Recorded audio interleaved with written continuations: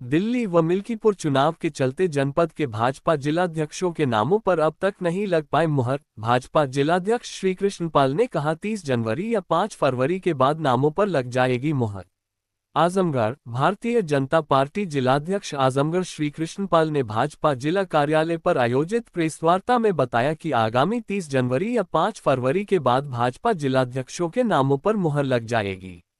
उन्होंने बताया कि दिल्ली व मिल्कीपुर चुनाव में शीर्ष नेतृत्व की व्यस्तता के चलते जिले के जिलाध्यक्षों के नाम पर मुहर फिलहाल नहीं लग सकी है। शीघ्र ही नामों की घोषणा कर दी जाएगी।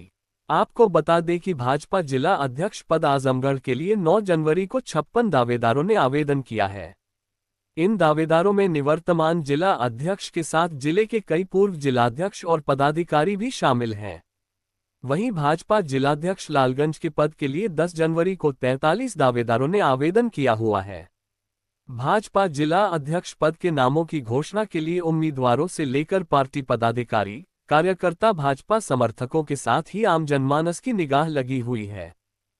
नाम घोषणा नहीं हो पा रही, कभी डेट बदल जाती है 22, 23, 25, 26, 27, तो कब तक कुछ सूचना है? पूरे जिला जानना चाहता है और भाजपा कार्यकर्ता जानना ही चाहते हैं। नहीं, ये भी जो भी डेट आप लोगों को मिली है ये पार्टी की तरफ से कभी जारी नहीं की है। ये पत्रकार मित्रों के द्वारा जानकारी कलेक्ट की जाती है, उसे प्रसारित किया जाता है। लेकिन आया था कि 22, 23 तक घोषणा कर दी जाएगी, कर दी जा सकती है, ऐसा आया था। वो भी बहुत पहले आया था, लेकिन बीच में दिल्ली का चुनाव है और मिल्कीपुर का उपचुनाव है और भी तमाम कारण हैं। और पश्चिमी उत्तर प्रदेश के सारे विधायक और सभी जिलों के अध्यक्ष, उसमें से तमाम भावी अध्यक्ष भी हो सकते हैं या अध्यक्ष पद से हटाए भी जा सकते हैं, वो सारे लोग दिल्ली के चुनाव में लगे हुए हैं। और दिल्ली का चुनाव भारतीय जनता पार्टी के लिए प्रतिष्ठा का चुनाव है। आजमगढ़ से भी कुछ कार्यकर्ता दिल्ली गए हैं और पश्चिमी उत्तर प्रदेश से विशेष रूप से लोग गए हैं। तो इसलिए भी मुझे लगता है ये चुनाव टल रहा है। हमारे नेता, बड़े नेता, राष्ट्रीय नेता भी उस चुनाव में फंसे हुए हैं, तो इसलिए ये टल रहा है। बाकी सारी औपचारिकता, सारे जो भी प्रक्रिया होती है वो पूरी हो चुकी है, सारे विचार विमर्श पूरे हो चुके हैं। पार्टी का अपना एक सिस्टम है, जिसको भी अध्यक्ष बनाना होगा वहाँ से घोषित करेंगे। मुझे लगता है 30 तक हो सकता है या फिर 5 तक या 5 के बाद हो सकता है।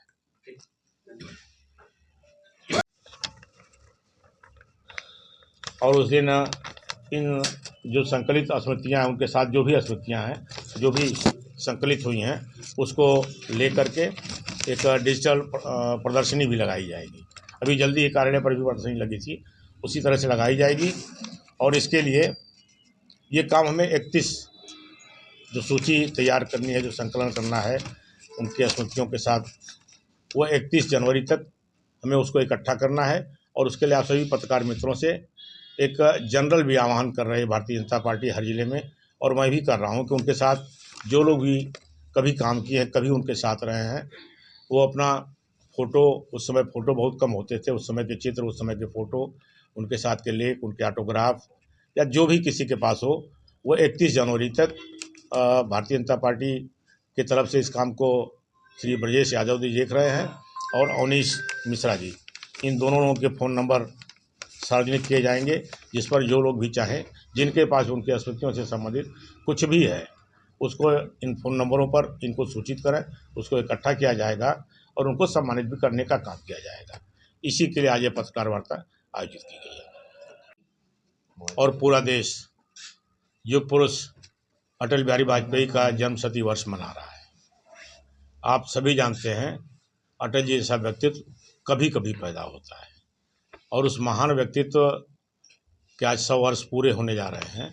उसके संदर्भ में भारतीय जनता पार्टी और देश के आम लोग भी जन्मशती वर्ष मना रहे हैं, जिसके तहत भारतीय जनता पार्टी ने 25 दिसंबर को उनके जन्मदिन के अवसर पर देश के सभी स्तर पर, मंडल से लेकर राष्ट्रीय स्तर पर, प्रत्येक मंडल पर, प्रत्येक जिले में, प्रदेश की राजधानी में और दिल्ली में भी एक बड़े कार्यक्रम हर जगह किए गए, और कहीं कहीं तो बूथ स्तर पर भी कार्यक्रम किया गया। और इसी कड़ी में श्रद्धेय अटल जी के स्मारक पर भारतीय जनता पार्टी के सभी नेता, हमारे प्रधानमंत्री, माननीय राष्ट्रपति, उपराष्ट्रपति, केंद्रीय मंत्री और सहयोगी दलों के लोग भी वहाँ एक उपस्थित हुए और विशेष श्रद्धांजलि सभा का आयोजन किया गया। और आगे भारतीय जनता पार्टी ने निर्णय लिया है कि अटल जी जैसा व्यक्ति कभी कभी पैदा होता है। उन्हीं के रास्ते पर चलते हुए उन्होंने जो ज़मीन तैयार किया था उसी पर चलते हुए, उसी रास्ते पर चलते हुए आदरणीय नरेंद्र मोदी जी देश की जनता की अपेक्षाओं के अनुरूप देश को विकास को गति प्रदान कर रहे हैं और माननीय अटल जी के सपनों का भारत बनाने में लगातार लगे हुए हैं। और इसलिए भारतीय जनता पार्टी आगे अटल जी का जन्मशती वर्ष है, पूरे साल भर छोटे बड़े कार्यक्रम होंगे।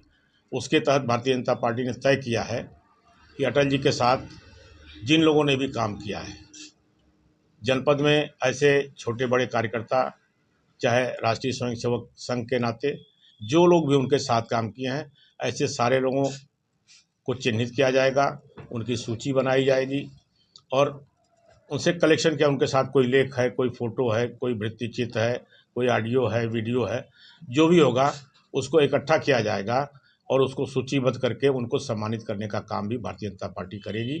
और सबका एक डिजिटल दस्तावेज तैयार किया जाएगा।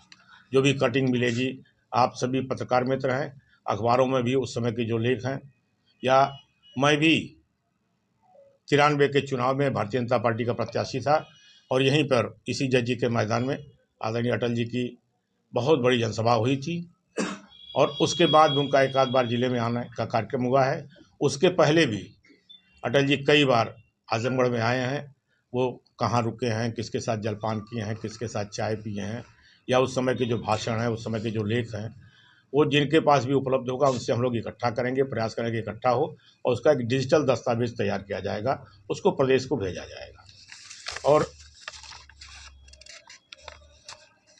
जिनके पास भी अटल जी के साथ का फोटो है, उसे फोटो की कापी हम प्राप्त करेंगे